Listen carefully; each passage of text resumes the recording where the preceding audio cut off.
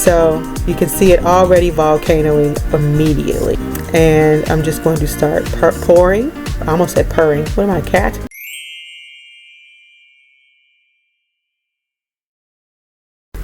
Welcome back, friends. It is Lauren the Soap Witch, and it is time for In the Making.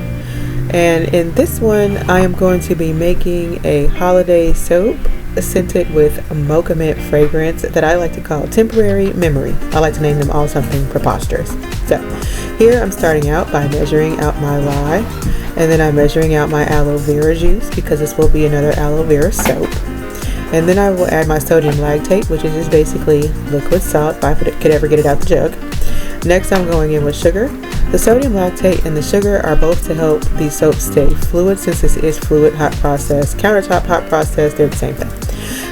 And also they make a harder, longer lasting, more bubbly bar. Alright, so I like to stir that in just to get it incorporated before I add my lye to my liquid. You always add the lye to the liquid, never the other way around.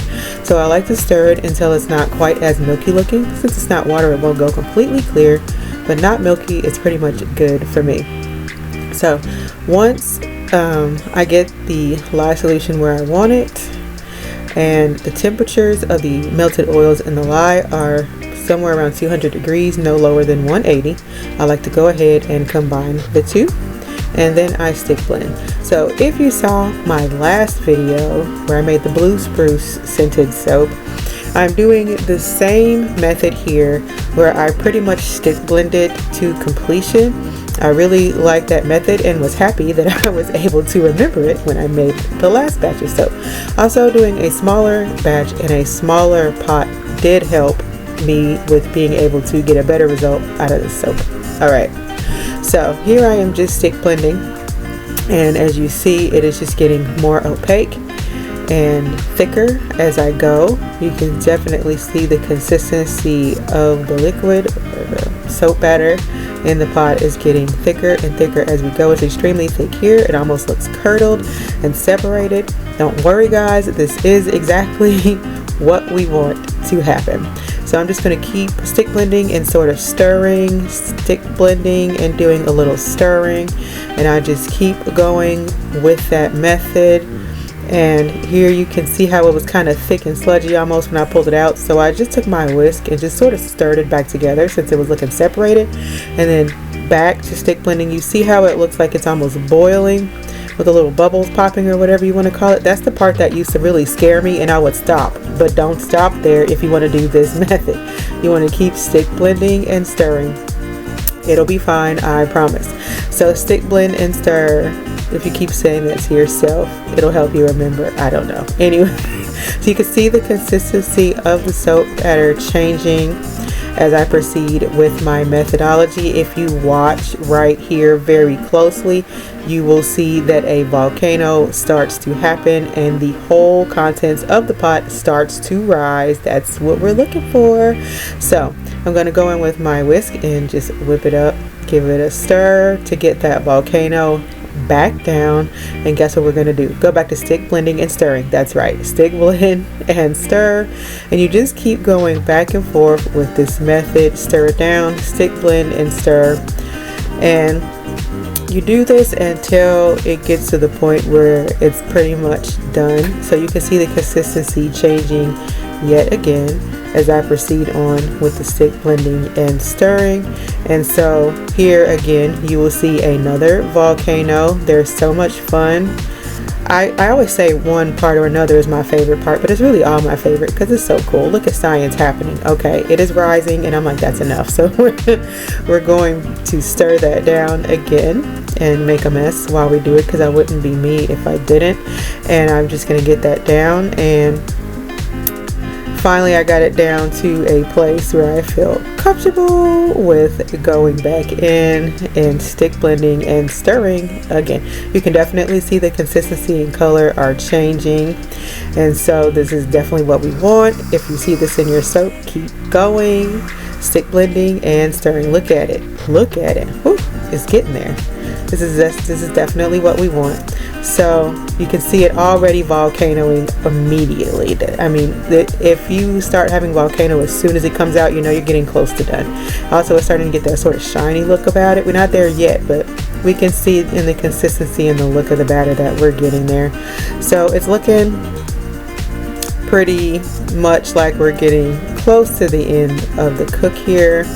And so with that, I think we're looking at pretty much done soap, and it looks really nice. That shiny consistency, that's what we want.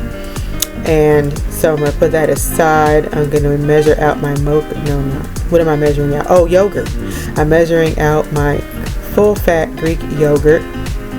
Yours does not have to be full fat or Greek, but please make it plain, please. So I measured it out, and now I'm just going to dump it in my pot and take my whisk and combine that in very nicely. I want it fully incorporated. Look how fluid that soap is. It's pretty. Okay, so get that all fully incorporated in there, and I like to use my whisk to sort of scrape the sides just to kind of clean it off, kind of, sort of.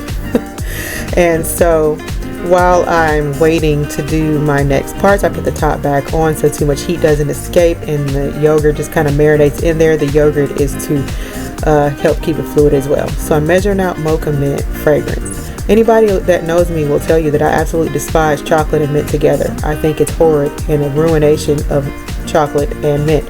But this fragrance, yo, man, I'll smell that all day long. Okay, so I'm going in with my colorant here into some oils that I reserved from my recipe. That one was a brown called Sexy Stranger on a Train from Mad Micah's, and this one is Maniacal Pea, also from Mad Micah's.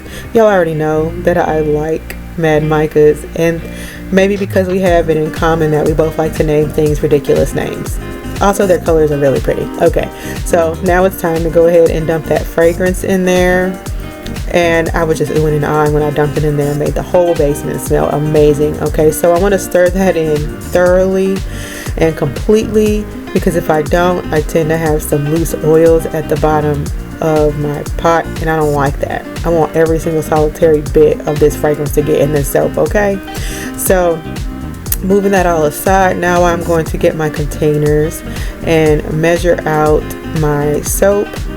I want the larger amount of soap to have the larger amount of colorant, because that's kind of how I measure it. So I'm going to measure out my larger container there, and then in my smaller container there. I've learned my lesson from putting things in containers that are too small and then struggling to stir it in. So let's try not to do that anymore. So now I'm just dumping the colorants in the top, and then I'm going to take my spatula and just give that a nice good thorough stir. Since it's not cold processed, and it still is a little thick, so it needs a little bit of elbow grease just to make sure all of the color gets fully incorporated. Nobody wants little bits of uncolored soap in their bars. It's not cute, it's not pretty, it's not fun. Okay, anyway, so I'm going to put those aside now and bring out my mold, and I'm just going to start pouring. I almost said purring. What am I, a cat? Anyway, so I only have two colors here, so usually, you know, I like to pour in contrasting, you know, colors next to each other. So I just kind of sluiced that around in the mold and kind of banked it on the countertop to make sure the whole bottom was completely covered. And then I'm going to raise my container really high above the mold to just pour on top of that color. And so I'm doing, I call it a variation of the drop. Is that what it's called? Whatever. Drop swirl, that is what it's called. I say it's a variation because people only do it with cold processed soap, but one day I just was like, why not try it? It don't have to be exactly the same, it might just be a cool design, and I typically do like how it turns out. And so that's what I'm doing here, but I'm holding the container so high above so that it does kind of sink into the color below it. That's the method to my madness there. And I've noticed that doing multiple layers also helps to achieve the look I'm after. So of course I'm going to sprinkle the top with some fairy dust because I need glitter. Okay, and then I'm just going to take my metal chopstick and swirl the top you don't need to add glitter, you don't need to swirl the top, but I just think it looks prettier when I do that, and that's the only reason. I probably could have just left it the way it was and call it a day. I didn't though. Anywho, this is the way the top looks. I'm a fan. I put him in the freezer for it, and I'm used to having 3 molds full of soap, but I put it in the freezer for about 5 or 6 hours. I love these molds. They're silicone molds, and I don't have to line them with paper and go through some whatever to get it all out of the mold. It's just, you know, peel the sides back and it's out of there.